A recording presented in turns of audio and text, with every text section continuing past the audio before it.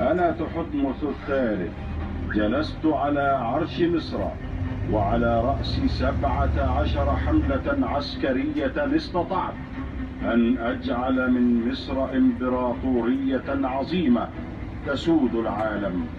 وفي قصري تعلم وتدرب كل أمراء بلاد الشرق القديم، وكان ولاءهم لي وحدي.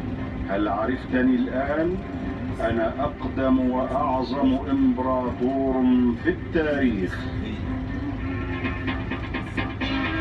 مقياس النيل. كان هناك مقياس خاص يسمى مقياس النيل، كان قدماء المصريين يستعملونه لقياس الارتفاع.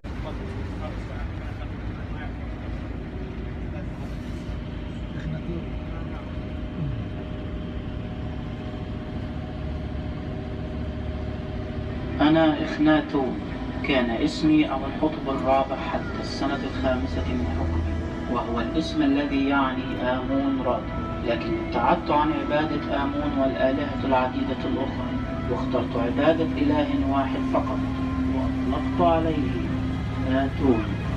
لقد حاولت أن أعلم شعبي ديانة آتون، وأنشأت لهم عاصمة جديدة هي تل العمالقة، لكن الناس بعد موتي تركت عبادة آتون، حتى ابني الوحيد توت عنخ آتون تخلى عن اسم ولادته وأخذ اسم توت عنخ آمون.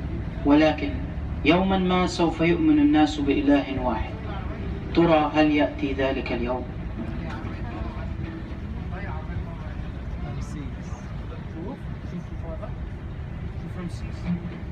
أنا رمسيس العظيم، كنت أقوى فرعون في التاريخ، وحكمت مصر لمدة 66 عاما. لقبني اليونانيون أوزماندياس.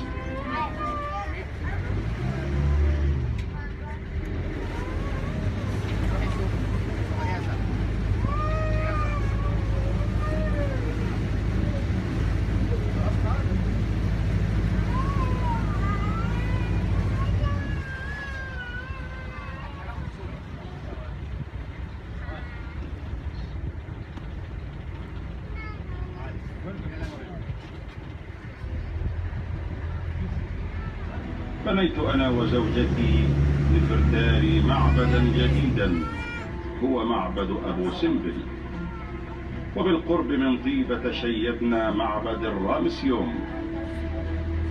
مع جيشي هزمت الحيثيين والنوبيين وفراعنة